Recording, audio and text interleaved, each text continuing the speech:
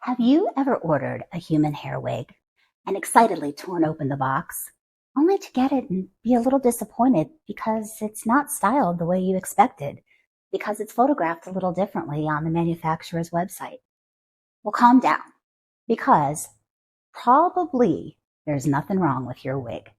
Unless you are purchasing from a manufacturer that offers customization services, the majority of human hair wigs are going to come one length, completely straight, and you're going to need to do some customization to get it to look like whatever's featured in that stock photo. The good news, it's not difficult. I am completely inept in terms of hairstyling, and I am far from an actual stylist. And even I have been able to figure it out. Wig number 071 is actually, yours truly, featured on the WigShe website. And it's really curly on their website. But it came to me completely straight and one length. I'm going to show you step by step how I transform that. And it's very, very simple. If you want to learn how to do it, stay with me and I'll take you through the steps. Be right back.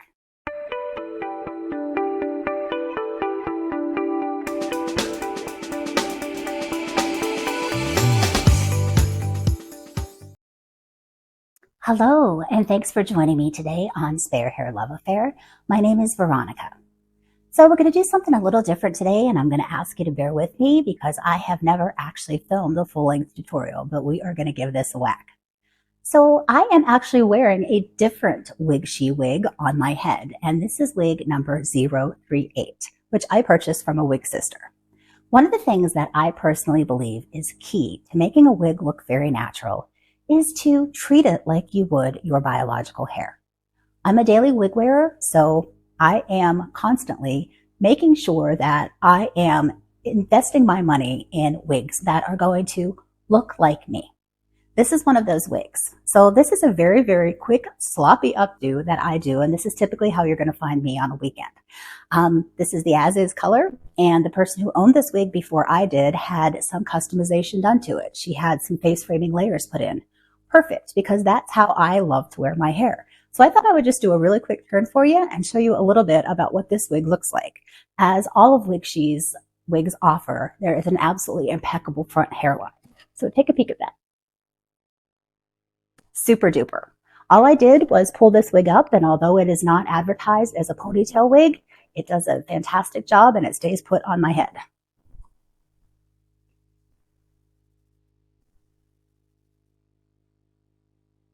So this is wig 038. But the one we are going to talk about today is the first WigShe I have ever had, and that is wig 071.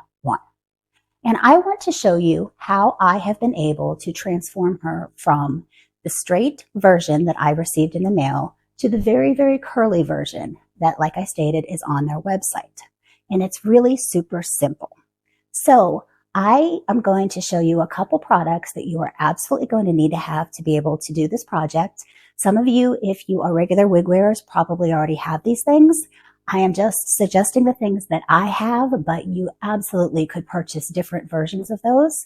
So please don't think that these are the absolute brands you need to have. I receive absolutely no commission off of any of these products that I am using in the video. So let's take a look.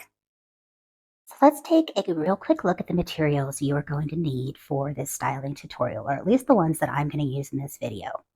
In my estimation, probably the most important item you are going to need next to a hot tool is going to be some sort of thermal heat protectant.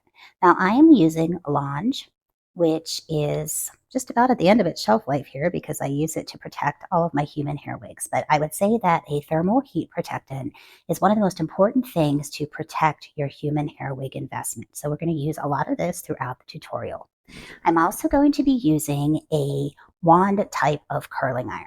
It's been my experience that for the style I'm trying to achieve, a wand barrel as opposed to a regular clip type of barrel curling iron kind of gives me longer lasting and tighter curls. So I'm using, again, the Lange brand. Typically, these are a little more spendy than other brands that you could pick up. However, I think I got this on a Black Friday special, so it was really inexpensive. And I'm also going to be using the thermal glove that came with it so I don't burn the snot out of my fingers. I'm also going to be using a wide tooth comb that I would use basically for any of my synthetic or human hair wigs. I'm also going to be using these longer kind of clips for sectioning the hair as I work.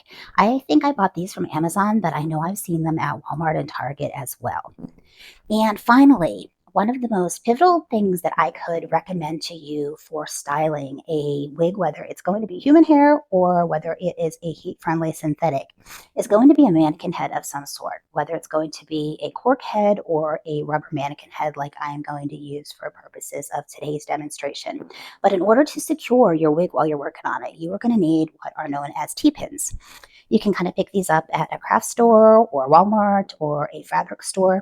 And one of the most important things that you're going to need to know about these is, although you're going to use them to secure your wig to your wig head, you're going to never, ever, ever want to go through the delicate part of your lace or monofilament, anything like that, because it will damage your wig. So we'll talk a little bit more about that, but these are the basics. Now let's get to it. Okay, folks, so this is my girl Blanche, and she is simply a rubber wig head that is on a stand. And the stand is adjustable. I purchased this entire kit off of Amazon, I want to say for, gosh, maybe $35 or so. I will link this below because this works well for me and it might help some of you. I also have a canvas head, but for purposes of this video, I thought this might be easier from a filming perspective. Now, the actual circumference on Blanche here is smaller than my actual circumference, and so you may notice a little bit of gapping in the cap of this wig. That's only because this mannequin is a little bit small, so please don't think that there's anything erroneous with this wig. But one of the things I talked about in terms of setting up your wig for styling is making sure that when you are securing it with those T-pins, you are never damaging the top of your wig. So what you want to do is actually secure by going through your ear tabs or the actual clips here. And I have done that on both sides. I have also gone to the very, very bottom of this wig and I have placed another T-pin, see if I can find it by feeling, way down here. So this is absolutely nowhere near the very, very delicate lace top of this wig. Now, this would be especially vital to avoid any type of securing up top on this wig, the entire kind of area of my palm, because this is all of your hand-tied area. Similarly, if this was a fully hand-tied cap, you would want to take extra care to ensure that you are avoiding that area. So those are just some things that you really want to make sure of. Now, this wig from WigShe 071, I have washed, goodness, probably 6 times by now. I wear it very, very frequently. I have a full review on this wig in which I really describe the steps I take to wash it, the products that I use. Again, there are so many different opinions out there on what works well for human hair wigs, but I would say the most important piece of advice that I can give you is to take care of a human hair wig. It's an investment. These aren't inexpensive, and if you do the right thing with them and you take time into caring for them appropriately, they're going to last you several years. This is a quality wig, in my opinion. What I have been very pleased with is that I have wigs, in all honesty, that I have literally paid thousands of dollars for that are of much poorer quality than this WigShe wig.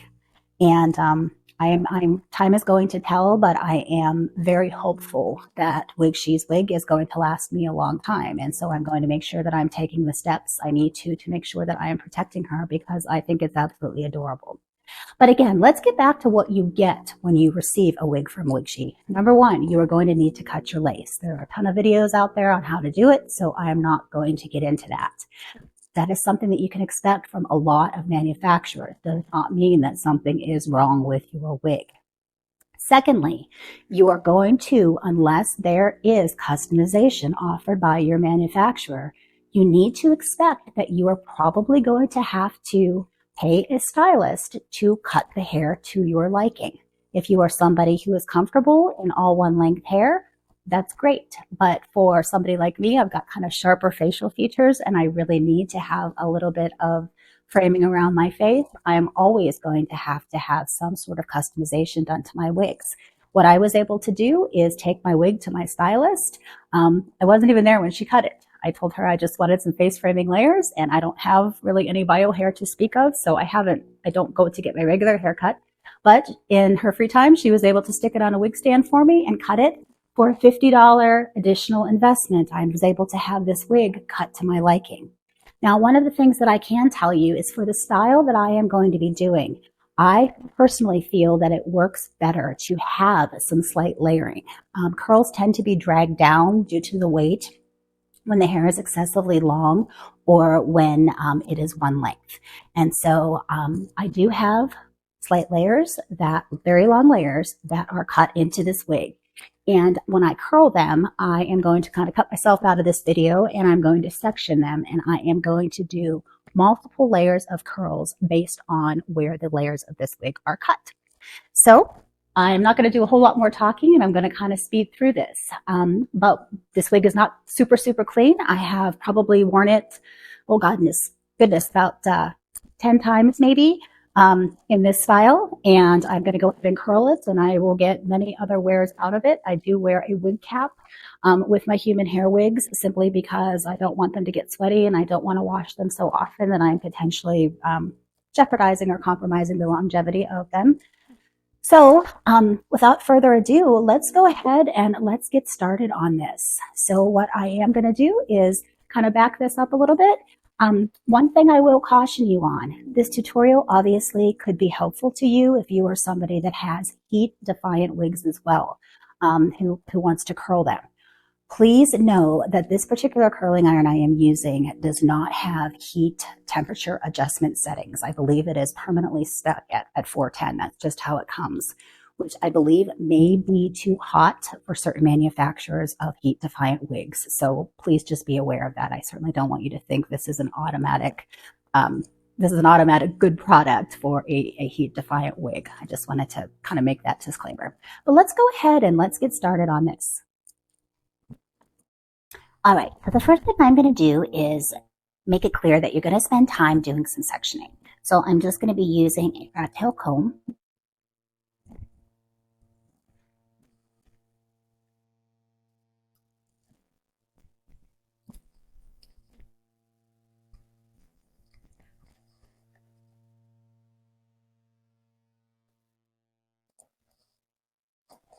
And I'm going to section, and I'm going to twist. And I'm going to use one of my long clips and secure her up. Same thing over here. Just give it a twist and get her out of the way.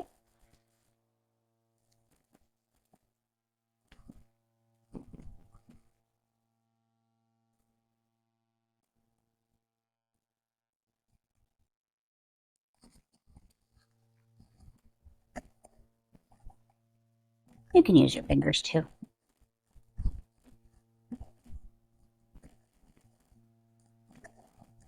And you'll see that this is a lifted cap in the back, so you're going to see those lefts if it was hand tied. If you weren't going to be able to see anything like that.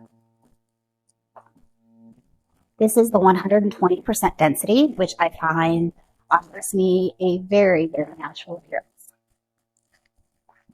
Okay, now we are going to get to curling. So I'm hoping you are able to see this. All right, now we're going to get to curling.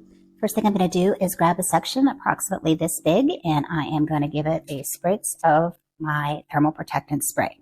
Now, when I am curling with my wand and doing this hairstyle, I like to rotate away from the face until I get to the middle, and I'm going to switch and do away from the face on the other half. So I always start with my wand, and I'm going to point it down. I am going to rotate and twist going inward.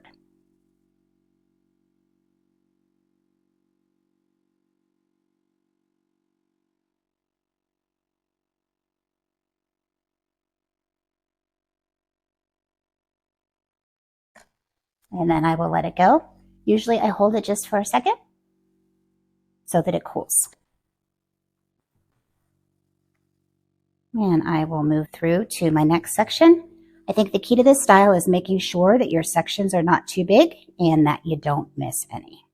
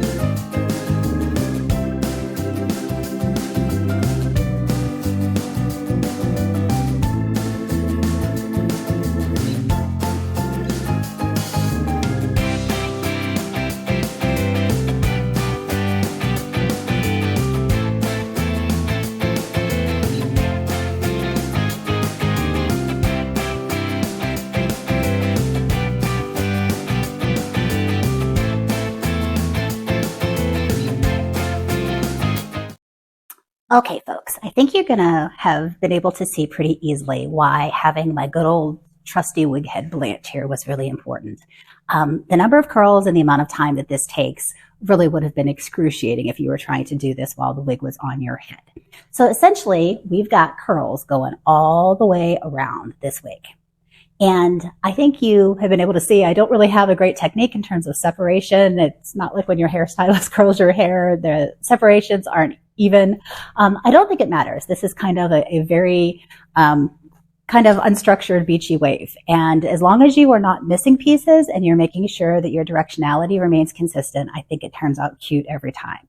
So what we're going to do at this point is we are just going to break these curls up with our fingers a little bit. And I basically just do some gentle raking.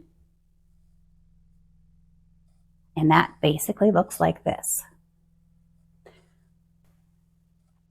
If you find that this is too curly for you, you can certainly take your wide tooth comb to it and go at it a little more vigorously. But what is fantastic about this, and one of the reasons that WigShe actually markets this as a wavy wig, is that when this is wet, the texture is wavy, which leads it to hold curl amazingly well. And so these curls that I have in here, if you want, you can add hairspray. I typically don't because I don't like to have buildup on my human hair wigs. But even without adding hairspray, I am typically getting, my goodness, at least 7 to 10 days in this style without having to do touch-ups. And by then, I'm ready for a wash anyway if I'm wearing it daily. So let me put this on for you real quickly and we'll see how she looks. But here you go.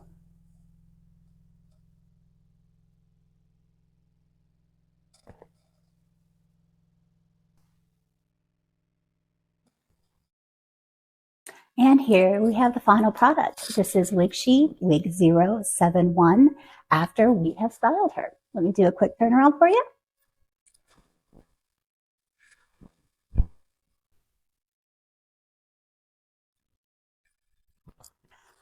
hope this video has been helpful, and I really thank you for joining me today on Spare Hair Love Affair.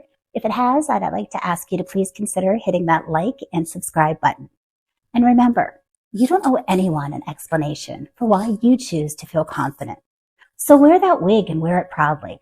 And I'll see you next time on Spare Hair Love Affair. Bye.